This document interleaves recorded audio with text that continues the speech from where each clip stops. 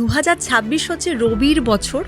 2026টাকে যদি আমরা নিউমারোলজিক্যালি ক্যালকুলেট করি, 2, 2 and 6 প্লাস করলে 10 হচ্ছে, সেটাকে আবার যদি আমরা কনভার্ট করি 1 হচ্ছে। তার মানে 1 হচ্ছে রবির সংখ্যা। রবি মানে কিং অফ দ্য প্ল্যানেট। 2026-এর একটা টিপস যেটা আমি দিতে চাইবো সেটা হচ্ছে early to bed, early to rise. মূলাঙ্ক কাদের কাদের ভালো? মূলাঙ্ক হচ্ছে 149। 149 ভালো যাবে। আর একটু সাবধানে থাকো। একটু সাবধানে থাকতে হলে 7।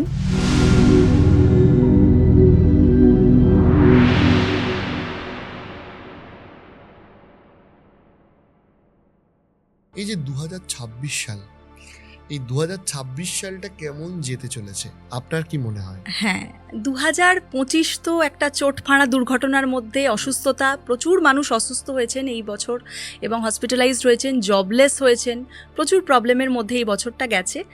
কিন্তু 2026 একটু অন্যরকম। 2026 হচ্ছে রবির বছর। 2026টাকে যদি আমরা নিউমারোলজিক্যালি ক্যালকুলেট করি, 2, 2 and 6 প্লাস করলে 10 হচ্ছে, সেটাকে আবার যদি আমরা কনভার্ট করি 1 হচ্ছে। তার মানে 1 হচ্ছে রবির সংখ্যা। রবি মানে কিং অফ দ্য প্ল্যানেট।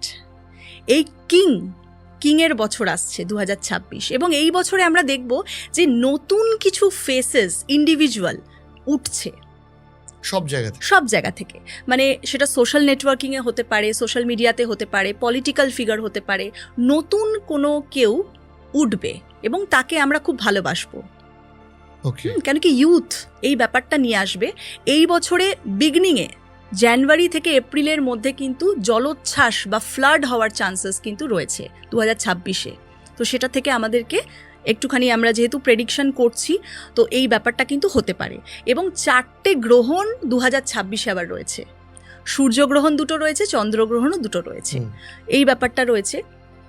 2026-এর একটা টিপস যেটা আমি দিতে চাইবো সেটা হচ্ছে early to bed, early to rice. যারা এই ফর্মুলাটাকে অ্যাপ্লাই করবে তারা কিন্তু অ্যাবান্ডেন্স নেবে। যারা ঘুম থেকে দেরি করে উঠবে তারা কিন্তু পিছিয়ে পড়বে। কেন? রবি হচ্ছে একটা ঊর্জা এবং সেটা অবশ্যই তার নিজের ফরম্যাটে চলে, তার টাইমিংয়ের অনুযায়ী চলে।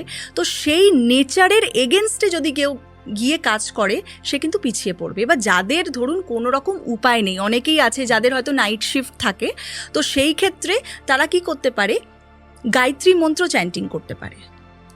2026-এর একটা টিপস হচ্ছে রবির বছর গায়ত্রী মন্ত্র চ্যান্টিং করতে পারে। তামার বালা হাতে নিতে পারে। তামার বালা হচ্ছে রবিকে রিপ্রেজেন্ট করে।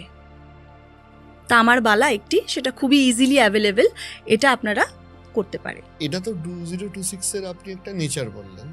এইবার সবথেকে গুরুত্বপূর্ণ প্রশ্ন হচ্ছে 2026 সালটা কাদের জন্য খুব পজিটিভ হতে পারে আর কাদের জন্য খুব নেগেটিভ হতে পারে? 2026-এ কিছু কিছু রাশি আছে এবং কিছু কিছু নিউমারোলজিক্যাল নাম্বারস রয়েছে যাদের জন্য খুব ভালো যাবে। সেটা হচ্ছে মেষ রাশি খুব ভালো, তুলা রাশি খুব ভালো যাবে, মীন রাশি খুব ভালো যাবে, এবং তার সাথে সাথে মিথুন রাশিও কিন্তু খুব ভালো যাবে। আচ্ছা, এটা মানে একটা অ্যাডভান্টেজ এই রাশিগুলোর জন্যে ট্রানজিট অনুযায়ী। নিউমারোলজিক্যালি নাম্বার 1 যেহেতু রবিরই সংখ্যা, সেই জন্য নাম্বার 1 যাদের জন্ম নিউমারোলজিক্যালি খুব ভালো যাবে। নাম্বার 4 ভালো যাবে, নাম্বার 9ও কিন্তু ভালো যাবে। নাম্বার 4 হচ্ছে কি আপনার date of birth? Date of birth, হ্যাঁ। জাস্ট মানে যদি কারুর 22-এ জন্ম হয়, আচ্ছা, তাহলে সেটা কনভার্ট হলো 4-এ, 2 + 2 only date of birth. Date of birth. মূলাঙ্ক কাদের কাদের ভালো যাবে? মূলাঙ্ক হচ্ছে 149। 149 ভালো যাবে। আর একটু সাবধানে থাকার? একটু সাবধানে থাকতে হলে 7 কেতুর সংখ্যা। আর তার সাথে সাথে যদি রাশি আমাকে জিজ্ঞেস করো তাহলে হচ্ছে স্করপিও, মানে বৃশ্চিক রাশি। আরেকটা মানুষ জানতে চায় সেটা হচ্ছে ইনভেস্টমেন্টের ক্ষেত্রে এই ইয়ারটা কেমন? ইনভেস্টমেন্টের ক্ষেত্রে আমি বলবো মেটাল, মানে সোনা রূপও কিন্তু অনেক বাড়বে, আরও বাড়বে। এবং যদি কেউ ইনভেস্টমেন্ট করতে চায় এগুলোতে করতে পারে। ইলেকট্রিক অথবা এনার্জি রিসোর্সেস, ট্রান্সফর্মার বা যে কোনো ঊর্জার যে সোর্সেসগুলো রয়েছে, যে কোম্পানিজগুলো রয়েছে, টেক কোম্পানিজ হয়ে গেল বা এনার্জি রিসোর্সেসের যে কোনো কোম্পানি কিন্তু ভালো 2026-এ, রবির বছর যেহেতু। আপনি একটা কথা বলুন, এই যে ইনভেস্টমেন্ট, আপনার কাছে কি এরকম ক্লায়েন্ট কখনো এসেছে হ্যাঁ, যে একদম। যারা ইনভেস্টমেন্ট বাস্তু কিংবা তাদের হরোস্কোপ দেখে বিচার করে করেছে? হ্যাঁ, একদম প্রচুর মানুষ এই আসেন এবং রিলেশনটা কিরকম? ভালো, মানে আমি প্রথমেও বলেছিলাম, একজন এসেছিলেন, তো উনি অ্যাকচুয়ালি কিছু মাস আগে জিজ্ঞেস করছিলেন যে আমি মানে সোনা কিনবো প্রথমে। তো আমি বললাম আপনি সোনা কিনবেন, আপনি রূপো কিনুন। তো উনি একটুখানি মানে ওয়ার্ড মানে ভাবে আমাকে দেখলেন যে সোনার দাম তো বাড়বে, আমি বললাম রূপোর দাম আরও বাড়বে। তো সেটা আমরা দেখতেই পেলাম। তো এই যে ক্যালকুলেশনটা, এটা ট্রানজিটের ওপরে ডিপেন্ড করে এবং তার জন্মছকে রাহু কেতুর একটা ওই আনসার্টেন গেনের ওপর ডিপেন্ড করে। রাহু সাডেন গেন দেয়। তো কি হয়েছে, যারা সিলভারে লাগিয়েছে এখন টাকাটা, তারা কিন্তু একটা হিউজ ইনকাম করে বেরিয়ে গেল এবং এটা আরও বাড়বে। যদি কেউ মনে করছেন যে রূপো এবং সোনাতে টাকা লাগাবেন, অবশ্যই একদম ইনভেস্ট করা যেতে পারে। আরেকটি গ্রহের নাম শুনলেই মানুষ ভয় পায়, সেটা হচ্ছে শনি গ্রহ। তো এই শনি গ্রহের ফ্যাক্টরটা কি আমাদের জীবনে? শনি হচ্ছে আমাদের কর্মের হিসেবে রেজাল্ট দেয়। ওকে।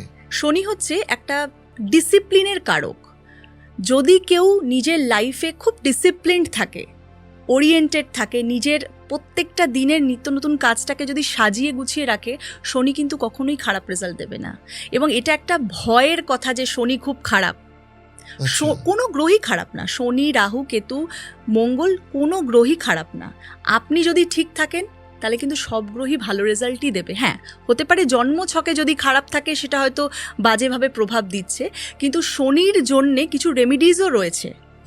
যদি কারোর উইক থাকে, অনেকে বলে না যে আমার শনির দশা চলছে, বা এই যে শনির 7.5 নিয়ে এত কথা চলে, ডিলে হয়। অ্যাকচুয়ালি শনি যদি কারুর খারাপ থাকে জন্মছকে, দেরি করে হবে কাজগুলো, হওয়া কাজ হয় না। কিন্তু তার মানে এটা নয় যে হবে না। আমরা একটা কথা বলি, যেটা আমাদের বইতে শাস্ত্র রয়েছে, যে ডিলেজ বাট নেভার ডিনাইজ। মানে ডিলে করবে কিন্তু ডিনাই কিন্তু করে না শনি। আপনি যদি তার মতন করে চলেন, সে কিন্তু আমাকে অনেক কিছু দেবে, এবং শনি অনেক কিছু দেয়। শনি যাদের জন্মছকে ভালো রয়েছে, বা শনি যদি কারুর 7.5 চলে, এমন নয় যে 7.5 বাজেই হবে। প্রচুর মানুষ রয়েছেন যারা 7.5 পলিটিক্যাল লিডার্স হয়েছেন, বড় নেতা হয়েছেন, যারা সরকারি চাকরি পেয়েছেন 7.5। তো 7.5 তো খারাপ নয়। এই শনির সাথে শনিবারের কি কোনো যোগাযোগ আছে? আছে। কিরকম একটু বলুন। শনিবার মানে প্রত্যেকটা গ্রহের তো এক একটা বার রয়েছে, যেমন বুধের জন্য বুধবার, বৃহস্পতির জন্য বৃহস্পতিবার। তো সেরকমভাবে শনি গ্রহের শনিবার। এবার শনিবারের দিন আমরা যেটা রেমিডি বলি সেটা হচ্ছে সার্ভেন্ট পিপল, মানে গরিব মানুষকে যদি সেবা করা যায়, কেন কি শনি রিপ্রেজেন্ট সার্ভেন্ট ক্লাস। তাহলে গরিব মানুষদের জন্য যদি আমরা কিছু করি, নীতিবাদী মানে নীতি থাকতে হবে, এথিক্যাল থাকতে হবে, তবে কিন্তু শনিকে আমরা প্রসন্ন করতে পারবো। এবং শনিবারের দিন যদি কেউ হনুমান মন্দিরে গিয়ে হনুমান চালিসা করে, পাঠ করে, বা হনুমান মন্দিরে গিয়ে যদি পুজো করে, শনি কিন্তু ভালো হয়। কেন কি এটার মধ্যে একটা মাইথোলজিক্যাল স্টোরি রয়েছে। সেটা হচ্ছে শনিদেবকে যখন রাবণ মানে বন্দি করে রেখেছিল, তখন কিন্তু হনুমানজি শনিদেবকে ছাড়াতে যান। এবং এই যে স্টোরি, হনুমানজি যেহেতু শনিদেবকে ছাড়াতে গেছিলেন, শনিদেব তাকে বলেন যে তুমি আমাকে ছাড়ালে, আমার অসময়ে তুমি সাথে ছিলে, তোমার পূজা যে করবে তার ওপরে কিন্তু আমার দৃষ্টি পড়বে না। ওই যে শনির দৃষ্টি, তার প্রভাবটা কিন্তু কমে যাবে। এই শনির দৃষ্টি ব্যাপারটা কি? শনির মানে আমাদের হরোস্কোপে শনি যেখানে অবস্থান করে, শনির অনেকগুলো দৃষ্টি রয়েছে। তো ওই দৃষ্টিটা বলা হয় খারাপ প্রভাব ফেলে, এটাই।